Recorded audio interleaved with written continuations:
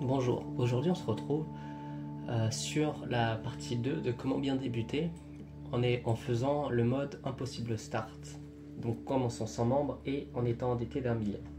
Cependant, si vous n'êtes pas intéressé par cette comment bien débuter, je vous conseille quand même de rester puisque je vais vous montrer dans cette vidéo là pourquoi avoir des membres robotiques c'est mieux qu'avoir des membres humanoïdes, mais aussi comment augmenter la stat de crochetage en sécurité et donc de pouvoir avoir énormément d'équipements forts en déboursant aucun denier.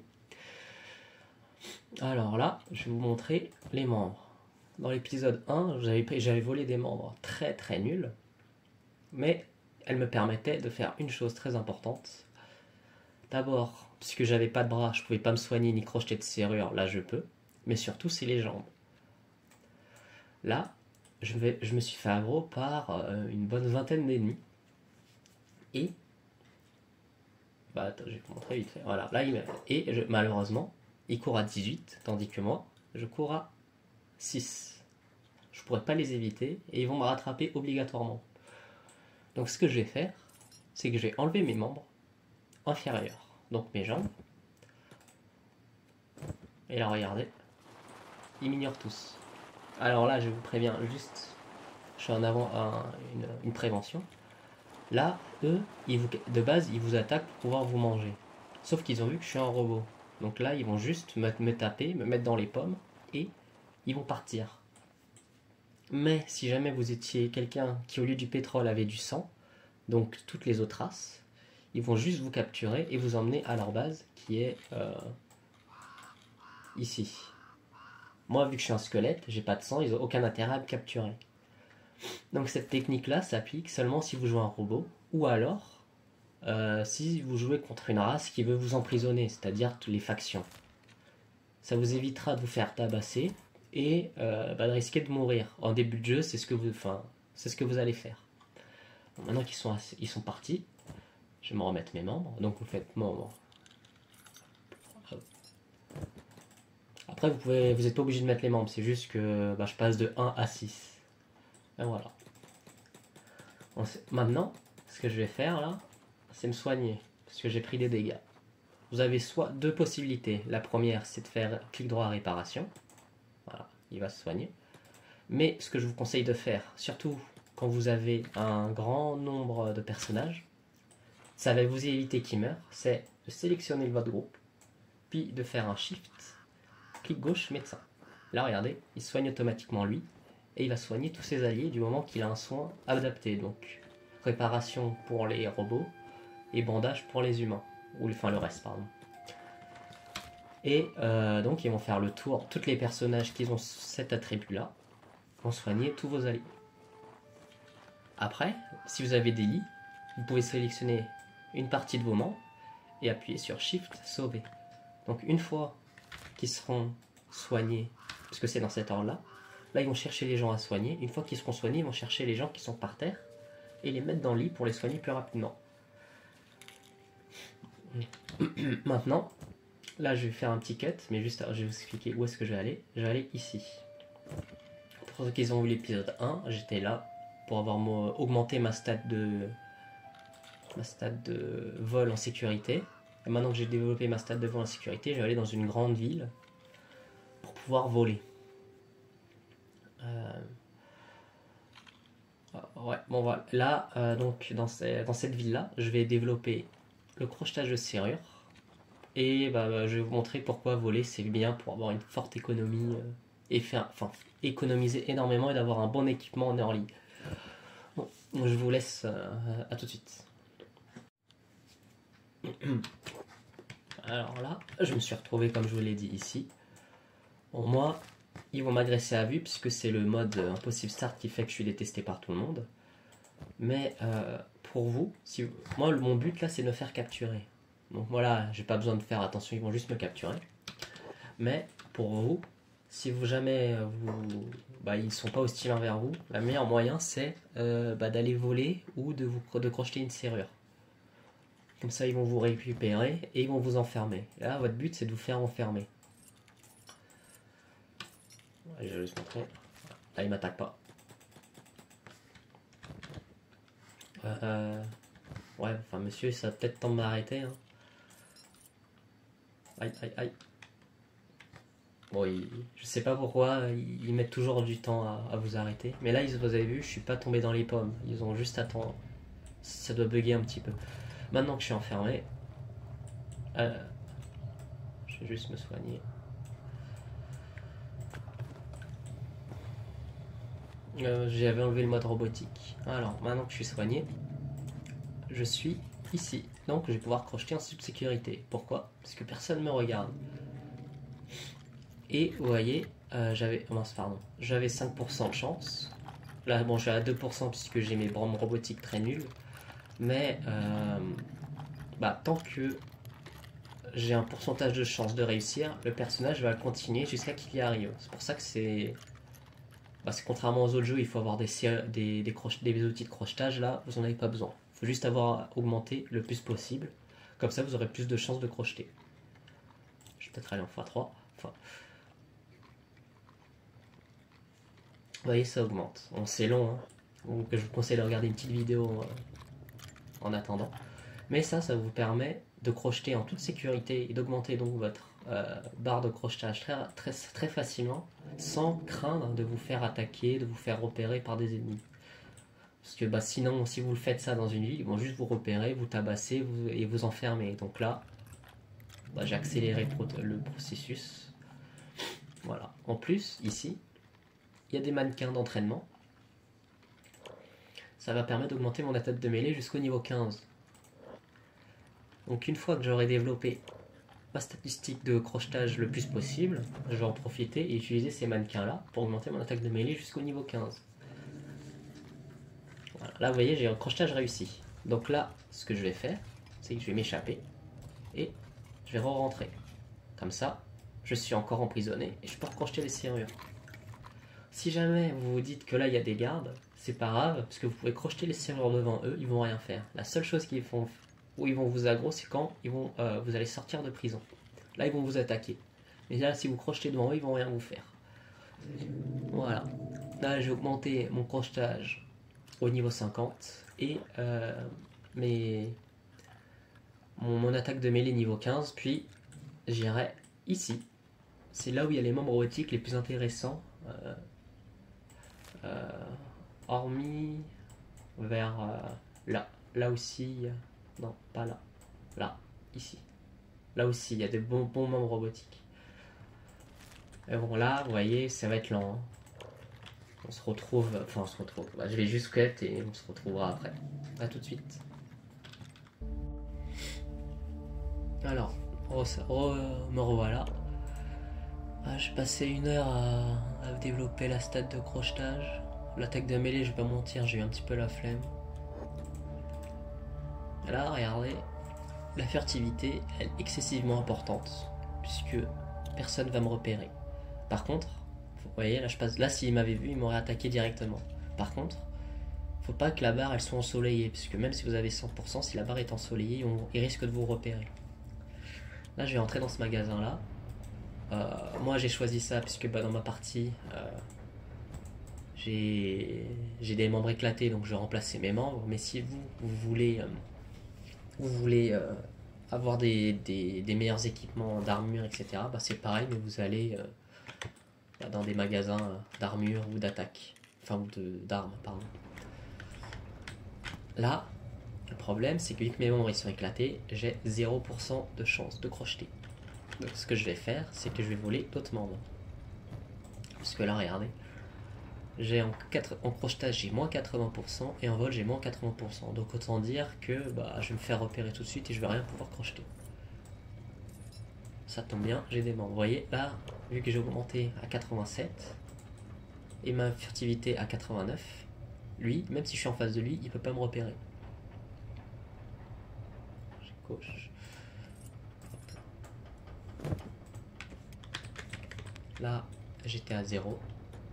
Ah oui, pardon, il faut que j'enlève ça. Maintenant, je suis à 8% et lui, je suis à 22. J'ai une chance sur 4. 1 sur 5. Voilà. Voilà, vous voyez, les membres commencent à avoir des points verts, donc des aspects positifs. Regardez, on va juste mettre une à côté de l'autre, ça sera mieux. Vous avez vu, là mon 42, moins 50. Là j'ai moins 8 et moins 1, donc autant dire que c'est pas grand chose, mais en activité athlétisme j'ai un plus 38%, c'est énorme. Je vais l'équiper maintenant.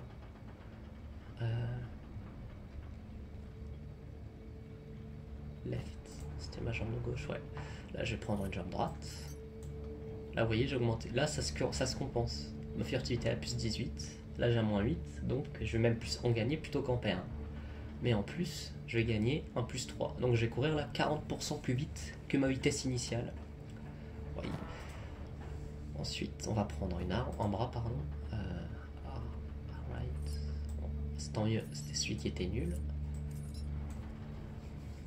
Bon, là, le problème de cette arme-là, c'est que, bah, vous voyez, en termes de vol et crochetage, c'est quand même négatif. Mais, en dextérité, j'ai un plus 18%. Et, en bonus sans arme, j'ai un plus 3.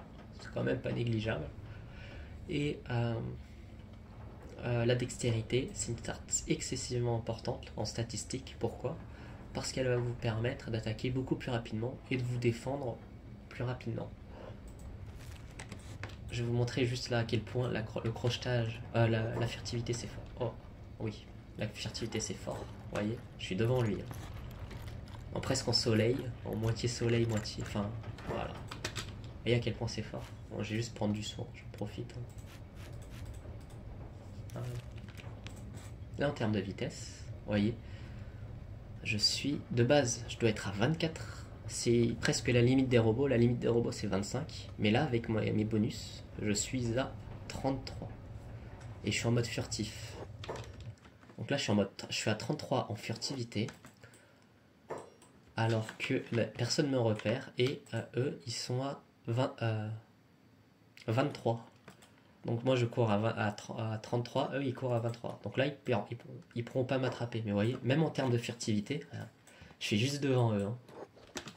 Ah, j'ai un petit peu trop trollé. Mais là vous voyez, je cours à... parce que c'est peut-être parce que je suis blessé j'imagine. Ah non, c'est parce que je suis encombré, ok. Ouais, parce que malheureusement... ouais, ils abusent quand même encombrés là. Oula. Vous voyez, ils pourront pas me rattraper. Hein. Alors que de base, ils courent à 24. Et moi, je suis limité de base à 24. Là, je sais pas pourquoi j'ai autant de... Ah, puisque ouais, bah, je perds à moins 24% de vitesse. Mais bon, c'est pas grave, ils pourront toujours pas me rattraper. Puisque je suis trop rapide pour eux.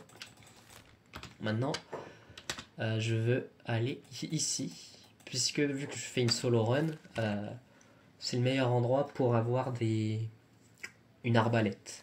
Si jamais... je vais vous montrer vite fait. Si jamais vous avez de l'argent ou alors vous êtes très confiant dans votre vol, il faut que vous alliez ici. C'est ici que vous aurez le meilleur armurier du jeu. En termes de statistiques, c'est des statistiques folles. C'est que des chefs-d'œuvre ou du spécialiste. Donc voilà. Si vous avez de l'argent, si vous êtes confiant dans votre manière de voler, bah vous allez là. Bon. Moi je vais aller ici pour avoir mon arbalète et on se retrouve quand je serai arrivé à destination. A tout de suite. Me revoilà. Alors, je suis, comme je vous l'ai dit, ici. J'étais là. Encore une fois, j'ai attendu la nuit pour que je puisse... Oula, je vais peut-être jouer en x1. J'ai attendu la nuit pour que je puisse voler. Regardez. Allez, j'ai pu passer devant tout le monde sans me faire repérer. Alors, l'arbalète, elle est ici. Crocheté. Vous voyez à quel point la furtivité c'est fort dans le jeu. Je suis passé devant 5 personnes, juste devant eux, ils m'ont pas repéré. Là, il y a un garde, faut que je fasse attention quand même. Parce que là, le problème, c'est que je suis au niveau du soleil. Enfin, du soleil. Je suis éclairé, donc on me repère plus facilement. Allez, dis-moi qui est là. Non, il n'est pas là. J'ai pas de chance.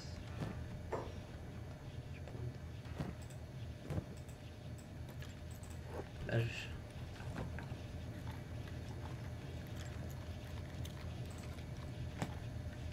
il doit être là vu la difficulté du verrou.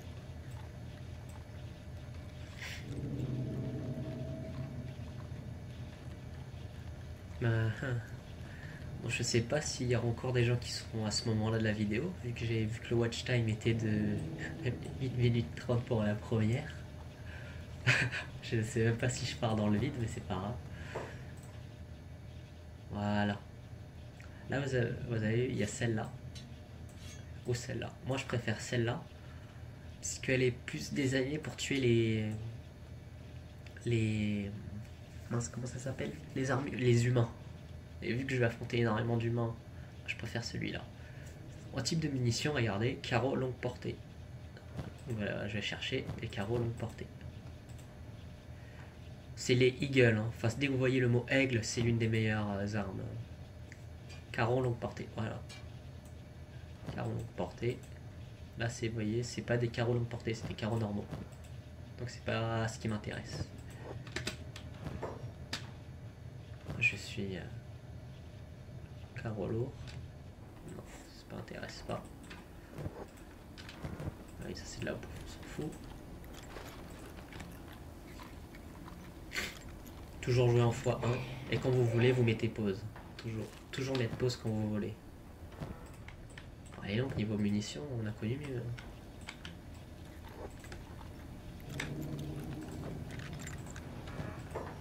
Ah. Toujours, si vous pouvez, prenez les plans. Parce que ça vous évitera de consommer des livres. Et c'est chiant. Je vais pas vous mentir. Je sais pas c'est quoi. Vu que j'ai un mode qui rajoute des armes, etc. Je pourrais pas vous dire si c'est des... Donc je vais reprendre quand même. Alors là, je suis bien embêté.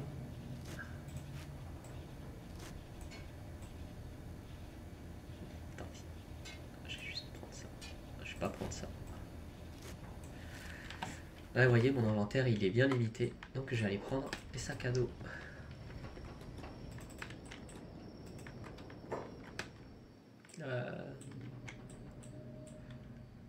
Alors là, ça risque d'être problématique. Hein. Je suis entouré de lumière, il y a des gardes. On va voir. Hein. Ah, ils s'en foutent. Ah non, ils s'en foutent pas, ils m'ont juste pas vu. Alors là, très important, si vous voyez... parce que là, j'ai un mode qui rajoute ça pour... Ah non, même pas, c'est même pas un mode là. Parce que vraiment, il coûte 10 000. Si vous voyez des livres bleus, prenez-les impérativement. C'est une ressource super chiant à avoir. Prenez-les si vous voyez des livres bleus. Pareil pour les cartes. Oh, j'ai pas de place. Puisque ça va vous donner... Je mets toujours pause. Oh, j'ai pas mis pause. Ça va vous donner un... Vous voyez 17 lieux qui vont se rajouter sur la carte. Donc si vous pouvez les prendre, prenez-les. Vous voyez, enfin... La statistique de vol et de furtivité, quand c'est développé, c'est vraiment fort. Ah, enfin, fallait que j'ouvre ma bouche. Je vais courir et je vais me barrer. Alors, est-ce que je cours à combien? Parce que je suis... Ah, voilà. Ah, vous voyez, je suis prêt, c'est que je suis trop lourd, je cours à 19. Et lui, il court à 21. Donc, malheureusement... Bah oui, bah c'est... Qu'est-ce que je me fais à me trimballer des vieux membres comme ça, là? C'est sûr que ça va pas le faire. 25. Maintenant, je cours à 27. Voilà, normalement, personne va pouvoir me rattraper. Alors maintenant, je vais vouloir avoir des sacs, donc je vais aller ici. C'est la vidéo, si vous avez vu The Scos, c'est l'endroit où il avait aggro les mobs pour les piller. Alors je vais pas vous mentir, c'est vraiment de la merde. Ne faites pas ça, c'est vraiment lent comme méthode pour avoir de l'argent. Alors, si jamais vous voulez vous transformer en voleur, là, comme je viens de faire, mais que vous n'êtes pas détesté par le reste du monde, ce que vous devriez faire, c'est vous allez voler dans une ville, n'importe laquelle, et ça va être votre ville de prédilection. Vous allez tout le temps voler dans cette ville-là, puis vous allez les vendre, vos matériaux. Par exemple, là, on va dire que ici, ça va être la ville que je vais toujours voler. On vaudrait mieux plutôt prendre des deux villes à côté, voilà. Là, on va dire que c'est la ville où je vais toujours voler, puis je vais toujours vendre ici, puisque vous ne pouvez pas vendre les items volés dans la même ville. Par contre, vous pouvez les vendre dans une autre ville. Donc voilà, vous ferez des allers-retours comme ça. Ça permet de gagner énormément d'argent. Parce que là, par exemple, cette arme-là, là, elle m'aurait coûté 22 000. Et je peux la revendre 5 000. Vous voyez, ça permet le vol d'économiser énormément d'argent et de vous en faire pas mal. Le problème, bah, c'est qu'il faut quand même augmenter ses stats, quoi. Et ces stats-là sont longues à augmenter. Et voilà. Alors, bah, je pense que j'ai fait le tour. Hein. Je vous ai expliqué en quoi c'était fort d'avoir des membres robotiques. Hein. Regardez, les... quand même. Je pars un aspect négatif, c'est les nages, mais je m'en fous, puisque bah, la nage, je suis un robot, donc je nage pas, et puis même de base, vous avez juste à éviter tous les cours d'eau. Ouais, je nage pas. En tant que robot, bah regardez, vous courez sur... vous courez... c'est trop profond, mais en fait vous êtes au fond de l'eau. Donc vous prenez pas la stade de nage. Vous en foutez de la stade de nage. Voilà, les membres c'est super fort, puisque en échange de ma stade de nage enlevée, je vais gagner l'activité athlétisme et la fertilité. Plus là j'ai de la chance, les deux se compensent. Mais plus tard par exemple, vous pourrez courir genre à 45, 50, et vous pourrez donc tracer n'importe quoi. Et la course dans le jeu, c'est ce qu'il y a de plus fort. Puis les membres. Alors certes, j'ai des bonus négatifs en crochetage et vol. Donc c'est pas la meilleure des solutions pour voler. Je sais pas s'il y en a qui donnent des aspects positifs par contre pour crochetage et vol. Mais techniquement, vous serez plusieurs. Hein, parce que moi, mon start m'oblige à rester tout seul. Mais si vous êtes plusieurs, bah, vous avez juste à vous faire un qui est dédié au vol. Et en échange, par exemple, par contre, j'ai un plus 18 de dextérité et plus 18. Donc ça me fait un 32% bonus. Donc là, on va dire qu'ici, j'aurais pas besoin d'attendre le 100%. Si j'ai un 50%, bah, j'aurais 16. J'aurais 66 de dextérité au lieu de 50. C'est très fort. Parce que ça évite de vous augmenter vos stats à fond. Parce que les stats sont bloqués à 100 malheureusement. Puis bah voilà, je vous ai montré que le vol c'est très utile pour faire économiser de l'argent. Et si vous n'êtes pas comme moi endetté, bah, vous pouvez revendre ce que vous avez volé et vous faire de l'argent très rapidement.